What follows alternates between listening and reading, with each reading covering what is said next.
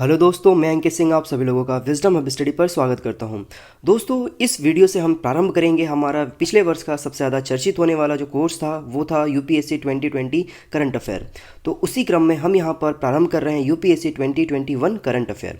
और ये current affair ना ही केवल आपको यूपीएससी में मदद करेगा, बल्कि जितने भी आप एग्ज़ाम देने की तैयारी कर रहे हैं उन सभी में, चाहे वो यूपीएससी का हो, सीडीएस हो, एफकेट हो, स्टेट पीएससी हो, रेलवे हो, बैंकिंग हो, एसएससी हो, इन सभी में ये वीडियो आपको हेल्प करेगा। और इसमें जो डिस्कशन रहेगा वो आपको बहुत डिटेल में डिस्कशन किया जाएगा ताकि आप सभी प्रकार के एग्ज़ाम में कंफर्ट फील हो सके इस पूरे वीडियो को लेकर के। तो मैं आप लोगों से उम्मीद कर रहा हूँ कि आप सभी लोग अच्छे होंगे, घर पर सुरक्षित होंगे और अपनी पढ़ाई को अच्छे से लेकर के चल रहे होंगे आगे। तो चलिए हम स्टार्ट करते हैं इस कोर्स को। और मैं आप लोगों से उम्मीद करूंगा एक और कि आप इस वीडियो को पसंद करेंगे और अपने दोस्तों के साथ इसको ज़रूर शेयर करिएगा।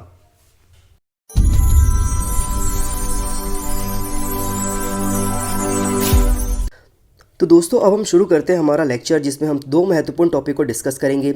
यह टॉपिक रहेगा आपका US India artificial intelligence initiatives और दूसरा रहेगा इसमें रणथंभौर बाघ अभयारण्य जो कि राजस्थान में स्थित है। इन दो विषयों को मैं आप लोगों को इस वीडियो में पढ़ाऊंगा और बताऊंगा कि क्या क्या इससे महत्वपूर्ण बातें सामने निकल के आई हैं। और इनको पढ़ाने के बाद लास्ट में हम दो प्रश्न पूछेंगे आपसे, जिसका जवाब आप लोगों को देना होगा कमेंट सेक्शन में, क्योंकि ये जो टॉपिक रहेंगे उससे जो संबंधित प्रश्न पूछे जाएंगे, ये जो पढ़ाया जा रहा है उसे संबंधित प्रश्न रहेंगे। चलिए हम स्टार्ट करते हैं।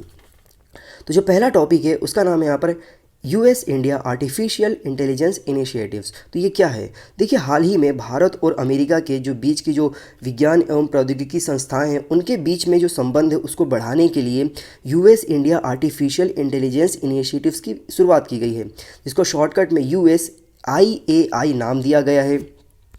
और ये USIAI जो है इस संस्था के द्वारा, मतलब ये जो प्रोग्राम है, इनिशिएटिव से, ये Indo US science and technology forum की ये एक पहल है। ये जो Indo US science and technology forum है, इसका शॉर्टकट में IUSSTF इसका नाम दिया गया है। इसकी शुरुआत मार्च 2000 में की गई थी। भारत सरकार का विज्ञान और प्रौद्योगिकी विभाग जिसका नाम DST है, department of science and technology, और अमेरिका राज्य विभाग की IUSSTF के बीच में ये जो कार्य करने वाली संस्थाएं नोडल संस्था के रूप में कार्य करती हैं ये। इसके बाद USIAI उन महत्वपूर्ण क्षेत्र में कृत्रिम बुद्धिमत्ता सहयोग पर ध्यान केंद्रित करेगा जो कि दोनों देशों की जो प्राथमिकता क्षेत्र हैं उसके बीच में संबंध स्थापित कर सके। तो वे जो प्राथमिक क्षेत्र हैं वे कौन कौन से हो सकते हैं? तो यहाँ पर हेल्थ सेक्टर, स्मार्ट शहर, सामग्री, कृषि, ऊर्जा और विनिर्माण, इन क्षेत्र में आर्टिफिशियल इंटेलिजेंस ही है जो कि काम करेगा और उसके माध्यम से और डेवलप करने की बारे में, इसके बारे में और कार्य करेगा। फिर देखिए यहाँ पर क्या है कि यह विज्ञान, प्रौद्योगिकी और समाज में चुनौतियों तथा अवसरों को मतलब जो प्रॉब्लम्स है उसको, वातावरण को अच्छे से निर्मित करने के लिए भारत में संयुक्त राज्य अमेरिका के जो भी हितधारक हैं यहाँ पर, जो इसमें अच्छे से कार्य कर सकते हैं, वे आगे आकर के एक साथ कार्य करने की कोशिश करेंगे। फिर इसके साथ साथ आप देखेंगे कि जो AI है, आर्टिफिशियल इंटेलिजेंसी है, इस पे लेकर के हर तरह से के क्षेत्रों के लिए इस पर चर्चा की जाएगी और AI के माध्यम से एक ऐसा कार्यबल विकसित किया जाएगा जो कि मुश्किल से मुश्किल कार्य को आसानी से बनाने में सक्षम हो सके। तो ये दोनों देशों की जो संस्था हैं ये मिलकर के कार्य करने के लिए अग्रसर हैं। फिर यहाँ पर जो बातें सामने आती है कि संबंधित जो नवीन पहल की गई है कि क्या क्या इसमें एक नवीन पहल की गई है, तो यहाँ पर सामने निकल के आता है कि भारत की जो नीति आयोग है उसके द्वारा राष्ट्रीय कृत्रिम बुद्धिमत्ता रणनीति और इलेक्ट्रॉनिक्स एवं सूचना मंत्रालय द्वारा राष्ट्रीय कृत्रिम बुद्धिमत्ता पोर्टल लॉन्च किया गया जाएगा। तो ये दो संस्थाएं जो है, नीति आयोग और भारत सरकार के इलेक्ट्रॉनिक एवं सूचना प्रौद्योगिकी मंत्रालय, ये दोनों मिलकर के अलग अलग एक पोर्टल लॉन्च करेंगे। उसके माध्यम से शिक्षा, कृषि, स्वास्थ्य सेवा, ई-कॉमर्स, वित्त, दूरसंचार आदि जो भी कार्य है उनके माध्यम से किया जाएगा। तो आपको समझ में यहाँ पे आएगा कि आर्टिफिशियल इंटेलिजेंस के माध्यम से इन सभी क्षेत्रों में अच्छे से विकास करने की इसकी योजना है। इसके साथ साथ हाल ही में क्या हुआ कि COG-X 2020 नामक कार्यक्रम में my government corona help desk chatbox प्रारंभ की गई, जिसके माध्यम से इसको 2 श्रेणियों में पुरस्कृत किया गया अच्छे कार्यों के लिए। तो वे 2 श्रेणियां कौन सी थी? तो यहाँ पर कोविड-19 के लिए सर्वश्रेष्ठ नवाचार सोसाइटी के रूप में इसको पुरस्कृत किया गया। फिर दूसरा इसमें जो पुरस्कृत कैटेगरी थी वो थी यहाँ पर पीपल्स चॉइस कोविड-19 समग्र विजेता। इसके बाद आईकॉग एक्स लंदन में वार्षिक रूप में आयोजित होने वाली एक artificial intelligence and imaging technology है, जो कि एक लीडरशिप के रूप में कार्य करता है। किसमें? ग्लोबल जो सिनारियो है एआई का, उसमें एक लीडरशिप का ये कार्य करता है। फिर हाल में क्या हुआ कि हाल ही में एआई के उत्तरदायी और मानव विकास केंद्रित प्रयोग का समर्थन करने के लिए भारत का की एक संस्था के सदस्य के रूप में कृत्रिम बुद्धिमत्ता पर वैश्विक भागीदारी में शामिल किया गया है। मतलब अब भारत को वैश्विक स्तर पर जो आर्टिफिशियल के लिए जो भी शोध हो रहे हैं उसके लिए भारत को यहाँ पर शामिल किया गया। इसके साथ साथ एक हालिया रिपोर्ट है जिसके अनुसार बताया गया है कि भारत में आर्टिफिशियल इंटेलिजेंस के उपयोग में लगभग 45% की वृद्धि दर्ज की गई है। मतलब भारत में जो आर्टिफिशियल इंटेलिजेंस है इसके उपयोग में तेज़ी से वृद्धि हो रही है। तभी तो यहाँ पर हमें देखने को मिलता है कि 45% की वृद्धि हुई है इसके उपयोग को लेकर के। जैसे कि उपयोगकर्ता जो हैं वो मोस्टली शॉपिंग मॉल जो होते हैं शॉपिंग करने में उपयोग करते हैं, और नई नई जो व्यापार हैं, जैसे आप देखते हैं कि बहुत सारे इस समय सिनारियों में ज़्यादातर चीज़ें ऑनलाइन हो रही ड्यू टू कोविड-19 की वजह से। तो इन सभी में अच्छे से लोगों ने अपना सहयोग दिखाया है, आर्टिफिशियल इंटेलिजेंस को अपनाया है।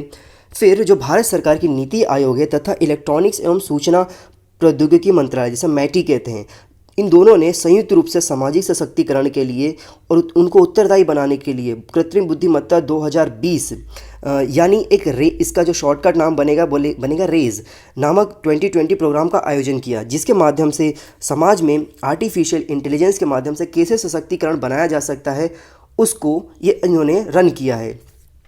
तो आपसे पूछा जा सकता है कि रेज 2020 प्रोग्राम किन दो संस्थाओं ने मिलकर रन किया है, तो उसका जवाब रहेगा नीति आयोग और इलेक्ट्रॉनिक्स एंड सूचना प्रौद्योगिकी मंत्रालय, जिसे मैटी कहते हैं।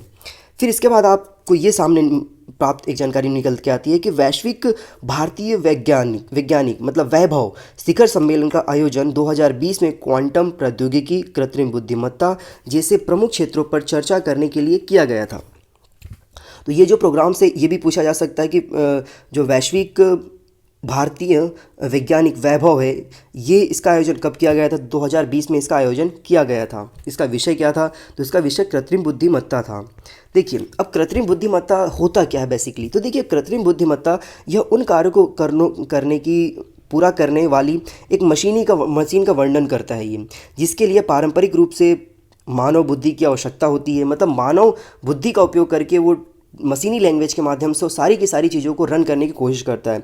इसमें क्या होता है? इसमें से मशीन लर्निंग होती है, पैटर्न रिकॉग्नाइजेशन होता है, बिग डेटा होता है, न्यूरल नेटवर्क्स होते हैं, सेल्फ एल्गोरिदम होता है। इन सभी तकनीकों का इस्तेमाल करके ये सारा का सारा जो कार्य है वो आर्टिफिशियल इंटेलिजेंस के माध्यम से किया जाता है। फिर एआई एक हार्डवेयर चलित रोबोट मशीन होता है ये, जिसमें कुछ इन्फॉर्मेशन फीड कर दी जाती है। वो उन इन्फॉर्मेशन के बेसिस पे एल्गोरिदम के माध्यम से कैलकुलेशन करके वो अपने सारे के सारे परिणाम देने की कोशिश करता है, और जो कि पूरा का पूरा कंप्यूटरीकृत होता है। फिर एआई तकनीक अब कंप्यूटर विज्ञान में कई चुनौतीपूर्ण समस्याओं को समाधान करने वाली एक प्रौद्योगिकी का अच्छा खासा अनिवार्य हिस्सा बन चुकी है। इसी के साथ साथ आप पाते हैं कि आने वाले समय में जैसे कि टेस्ला है और एप्पल्स हैं, गूगल हैं, ये आर्टिफिशियल इंटेलिजेंस के माध्यम से ही भी ड्राइवरलेस गाड़ियों का निर्माण कर रहे हैं, जो कि आने वाले समय में एक बहुत ही एक कारगर परिणाम सामने आएगा आपके सामने। तो ये आर्टिफिशियल इंटेलिजेंस के एक इन्फॉर्मेशन थी जो कि इंडिया और यूएस के बीच में मध्य जो भी एग्रीमेंट हुआ है उसके माध्यम से सारे के सारे प्रोग्राम रन किए जाएंगे। तो दोस्तों ये पहला टॉपिक था जो कि कंप्लीट हो गया यहाँ पर आपके सामने। जो दूसरा टॉपिक है हमारा वो है यहाँ पर रणथंभौर बाघ अभयारण्य, जो कि राजस्थान में स्थित है। तो ये न्यूज़ में क्यों है? तो देखिए न्यूज़ में ये इसलिए है क्योंकि राजस्थान में ये स्थित है, और राजस्थान के जो रणथंभौर है वहाँ पर 6 बाघ लापता हो गए मार्च में लापता हो गए, इस वजह से ये न्यूज़ में आ गया है। तो देखिए पहली बात तो हमें समझना होगा कि यह किस प्रकार का क्षेत्र है ये। तो जो रणथंभौर है ये एक बाघ अभयारण्य है, मतलब बाघों के लिए संरक्षित क्षेत्र है ये राजस्थान के राज्य के पूर्वी भाग में करौली और सवाई माधोपुर जिले में अरावली तथा विंध्य पर्वत श्रृंखलाओं के संगम के बीच में ये स्थित है। ये आप इसको मैप में देख सकते हैं कि कहाँ पर ये दिखाया गया है। फिर इसमें रणथंभौर राष्ट्रीय उद्यान, सवाई मानसिंह और कैला देवी अभयारण्य शामिल है। मतलब ये जो रणथंभौर है ना, इसमें 3 एक तरीके के जंगल क्षेत्र शामिल है इसमें, जिसमें एक रणथंभौर राष्ट्रीय उद्यान इटसेल्फ है, देन सवाई मानसिंह इसमें अभयारण्य है, फिर कैला देवी इसमें अभयारण्य शामिल है। इस बाघ अभयारण्य को रणथंभौर के किले में अपना नाम प्राप्त हुआ है। मतलब ये जो रणथंभौर है ये वहाँ पर एक किला था, उस किले के नाम पर ही इसका नाम रखा गया है। इस किले का इतिहास लगभग 1000 वर्ष से अधिक पुराना माना जाता है। यदि हम 2020-21 में हैं तो ये मान सकते हैं कि मतलब आज से 1000 वर्ष पूर्व ये किला वहाँ पर अस्तित्व में आया था। यह रणनीतिक रूप से अभयारण्य के भीतर 700 फीट ऊंची एक पहाड़ी के ऊपर स्थित है, ऐसा माना जाता है। इसे 944वें ईस्वी में चौहान शासक द्वारा इसे निर्मित किया गया था। फिर बाघों के आवास वाला यह एक एकांत क्षेत्र है। यहाँ पर बंगाल टाइगर अच्छे मात्रा में पाए जाते हैं और ये जो क्षेत्र है इसका ये उत्तरी पश्चिमी सीमा का प्रतिनिधित्व करता है ये पूरा का पूरा। फिर देश में बाघ संरक्षण हेतु प्रारंभ किए गए प्रोजेक्ट टाइगर के में इसको शामिल किया गया है। जुलाई 2020 में जो सार्वजनिक जनगणना परिणामों के अनुसार जो भारत में 2967 बाघ हैं, उसमें से अकेले रणथंभौर में 55 बाघ मौजूद हैं। अब 55 में से यहाँ पर 6 लापता हो गए, तो कैलकुलेट करेंगे तो 49 यहाँ पर हैं अभी वर्तमान में। लेकिन गणने के हिसाब से बात करें तो 55 बाघ थे उस समय जुलाई 2020 में। इसकी विशेषता क्या है इस पूरे के पूरे अभयारण्य की या राष्ट्रीय जो उद्यान है इसकी? तो रणथंभौर बाघ अभयारण्य में अत्यधिक वन मतलब खंडित वन, नदी धाराएं और कृषि भूमि मौजूद है। यहाँ कैला देवी वन्य जीव अभयारण्य में कुछ हिस्से चंबल के दुर्लभ निवास स्थानों और श्योपुर वन क्षेत्र के माधव में कूनो पालपुर लैंडस्केप से जुड़ा हुआ है। ये जो कूनो और पालपुर जो क्षेत्र है ये मध्य प्रदेश में आता है, मैं आपको बता दूं, श्योपुर जिले में। फिर चंबल की सहायक नदी बाघों को कूनो नेशनल पार्क की ओर से जाने के लिए आसान मार्ग प्रदान करती है ये, तो ये इसकी विशेषता है। और वनस्पति और वन्य जीव की बात करें, मतलब फ्लोरा एंड फौना के किस प्रकार के पाए जाते हैं यहाँ पर, तो इस क्षेत्र में वनस्पति में पठारों पर घास के मैदान और घने जंगल शामिल है। यहाँ मुख्य रूप से उष्णकटिबंधीय शुष्क पर्णपाती वन मौजूद है जिसमें पलाश की बहुलता में मात्रा पाई जाती है। यहाँ पर यह पेड़ की एक प्रजाति है जो कि लंबे समय तक सूखे का सामना करने में सक्षम होती है। ये मतलब यदि लंबे समय तक यहाँ पर सूखा भी रहेगा तो इस पेड़ को कोई ज़्यादा घाटा या कोई नुकसान नहीं होने वाला है। इस पेड़ को जंगल की आग भी कहा जाता है और यह कई फूलों वाले पौधों में से एक है। जैसे आप जब स्क्रीन पर देख रहे होंगे यहाँ पर पलाश का एक फूल दिखाई दे रहा है, तो ये पलाश का फूल जो ऐसा होता है गर्मी के दिनों में इसमें फूल आते हैं और इस वजह से इसका क्या है कि गर्मी में सारे पेड़ को के जो पत्ते होते हैं झड़ जाते हैं पतझड़ में, और ये अकेला ऐसा पेड़ होता है जिसके पेड़ पर लाल फूल होते हैं और इस प्रकार प्रतीत होता है कि जैसे जंगल में कोई आग लगी हुई है। तो इस प्रकार का प्रतीत होता है, इसलिए इसको जंगल की आग भी कहा जाता है। यह उद्यान वन्य जीवों के मामले में काफ़ी समृद्ध है और यहाँ बाघ स्तनधारियों में खास श्रृंखला में शीर्ष पर मौजूद हैं। यहाँ पर मतलब बाघ यहाँ पर बहुत प्रचुर मात्रा में, अच्छी खासी मात्रा में यहाँ पर पाए जाते हैं। फिर यहाँ पर पाए जाने वाले जानवरों में तेंदुए, धारीदार लकड़बग्घे, लंगूर, रीसस मकाक, सियार, जंगली बिल्लियाँ, कैराकल, ब्लैक बग और चिकारा आदि यहाँ पर पाए जाते हैं। यह उद्यान पक्षियों के मामले में बहुत समृद्ध है और यहाँ पर लगभग 272 प्रकार की प्रजातियाँ यहाँ पर पाई जाती है और देखी जाती है यहाँ पर। यदि हम राजस्थान की बात करें तो राजस्थान में जो रणथंभौर नेशनल पार्क है, इसके अलावा यहाँ पर सरिस्का राष्ट्रीय उद्यान है जो कि अलवर में स्थित है। मरुस्थली राष्ट्रीय उद्यान डेजर्ट नेशनल पार्क जैसलमेर में है। जो ये वाला जो सेकेंड वाला है ये तो यूपीएससी ने 2020 में पूछा था कि यह कहाँ पर है। ओके, फिर कैला देवी राष्ट्रीय उद्यान भरतपुर में है। सज्जनगढ़ वन्यजीव अभयारण्य उदयपुर में है। फिर चंबल राष्ट्रीय चंबल अभयारण्य राजस्थान, मध्य प्रदेश और उत्तर प्रदेश, ये ट्राई जंक्शन पर ये स्थित है। मतलब तीनों राज्यों में ये क्षेत्र कवर करता है इस राष्ट्रीय उद्यान का। तो ये जो राष्ट्रीय उद्यान है इसके बारे में आप थोड़ा सा स्टडी करिएगा और आने वाले समय में इसके बारे में मैं तो पढ़ा ही दूंगा, लेकिन आप लोग इसके बारे में ज़रूर स्टडी करिएगा। तो दोस्तों यहाँ पर लेक्चर कंप्लीट हो गया यहाँ पर। अब इसमें मैं आप लोगों के लिए 2 क्वेश्चन लेकर के आया हूँ, जिसमें से पहला प्रश्न है यहाँ पर Indo US science and technology forum की शुरुआत किस वर्ष की गई थी? एक बार और देख लीजिए प्रश्न को। Indo US science and technology forum की शुरुआत किस वर्ष की गई थी? आपके सामने ऑप्शन है 2000, 2002, 2005 और 2009। इसके बाद जो आपके सामने नेक्स्ट क्वेश्चन है वो ये है, जुलाई 2020 में सार्वजनिक जनगणना परिणामों के अनुसार भारत में 2967 बाघ थे। अकेले रणथंभौर में कितने बाघ हैं? ऑप्शन है आपके सामने 47, 55, 65, 89। ये 2 प्रश्नों के जवाब आप कमेंट सेक्शन में दीजिए। और आने वाला जो लेक्चर रहेगा आपको जिस समय यहाँ पर प्राप्त कराया जाता है सुबह 7 बजे, ये आपको मिल जाएगा। तो आई होप, मुझे उम्मीद है कि आप लोगों को ये वीडियो बहुत अच्छा पसंद आया होगा। इस वीडियो को आप अपने दोस्तों के साथ और जिसको भी आप समझते हैं कि उसके लिए यूज़फुल हो सकता है उसको शेयर करिए। हमारे चैनल को सब्सक्राइब कर लीजिए यदि नहीं किया है तो।